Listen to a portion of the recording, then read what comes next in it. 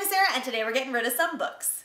So as you guys know, I recently moved, and in the process of moving, I obviously had to take all my books off my shelf and sort through them and pack them and lament how heavy books are when they're packed and things like that. And over the last year and a half or so, I have really shifted my life to more of a minimalist style, and I have begun the process of what I call curating my bookshelves, where I've started to look more seriously at my bookshelves and the books that I've acquired over the years and ask myself genuinely, do I really want to keep these books? Am I keeping them because I actually love them, because they are a reflection of the person that I am and the things that I value, and are they stories that I would want to reread one day, or books that I would want to share with other people? So in the process of doing that sort of analysis and looking at the books that I really care about and the ones that I want to keep on my shelves, the ones I would recommend to people, the ones I want to reread, things like that, quite a few books did not make the cut. The intention was to get rid of them before I actually moved, but I did not have time to go to the used bookstore before that happened. So I didn't achieve the goal of having fewer books to move, but now I'm taking them off my shelf and I'm opening up space for new books that I will love for years and years to come. If there's a particular book that you were super interested in, leave a comment below, let me know. I might have gotten rid of these by the time this video goes up,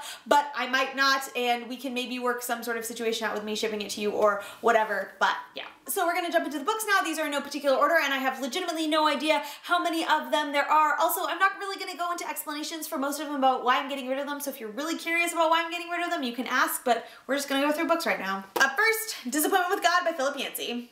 Your God is Too Safe by Mark Buchanan. Stepping Heavenward by Mrs. E. Prentice. Wuthering Heights by Emily Bronte. I finally read this last year. If you watch my August wrap-up, you know my feelings on this, and you know that they weren't good. The Good and Beautiful God by James Bryan Smith. Hadassah by Thomas Tenney. The Case for a Creator by Lee Strobel. The Case for Christ by Lee Strobel. Inside Out by Dr. Larry Crabb. Unchristian by David Kimmin and Gabe Lyons. Too Close Too Soon by Dr. Jim Talley and Dr. Bobby Reed. Preemptive Love by Jeremy Courtney. Being White by Paula Harris and Doug Shoup. Unfinished by Richard Stearns. Unglued by Lisa TerKeurst. Every Shattered Thing by Laura Ramirez. Wonderstruck by Margaret Feinberg. Feel by Matthew Elliott. What God Really Thinks About Women by Sharon Janes. Financial Peace Revisited by Dave Ramsey. The Sonoma Diet by Dr. Connie Gutterson. For Young Women Only by Shanti Feldhahn and Lisa A. Rice. Bossy Pants by Tina Fey. A Ring of Endless Light by Madeline L'Engle. I know you guys are probably a little bit surprised at this because Madeline L'Engle is one of my favorite writers, but I don't know when I acquired a copy of this or how I acquired a copy of this, but what I do know is this is like number 5 in a series. I have no idea how long it's going to take me to get to that series or if I will ever even get to it, but by the time I probably do, more than likely this copy won't match the covers of the other books that I will potentially buy for the series, and you guys know that I need my book covers to match, so all of the rest of these books are academic ones that I had for my multiple classes throughout college, and I kept holding on to them because I was like, someday, maybe, you might need those again, but the more that I thought about it, the more that I was like, I have not touched these books since I finished X or Y or Z class, and I was like, why? Why do I still have these if I have not touched these books in like, you know, 5 to 8 years? So off they go. The Rag and Bone Shop of the Heart, edited by Robert Bly, Michael Mead, and James Hillman. The Power of the Playwright's Vision by Gordon Farrell. The Ballet Companion by Eliza Gaynor Minden. Introduction to Magazine Writing, edited by Fink and Fink. Backwards and Forwards by David Ball. The Actor at Work by Robert Benedetti.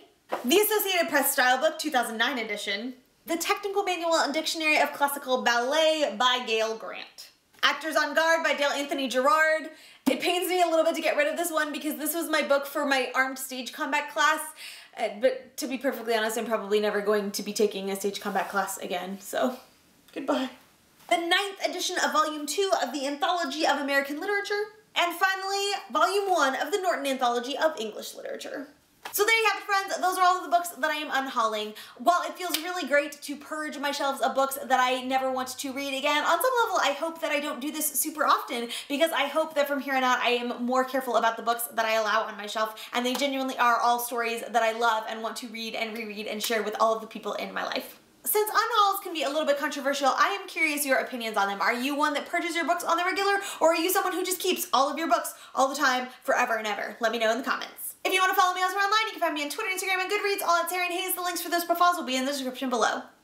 Thank you so much for watching. I hope you enjoyed this video. Don't forget to subscribe, and I will see you next time. Bye! Guys, just look at all of these books. Just look. Look at all the books. So many books.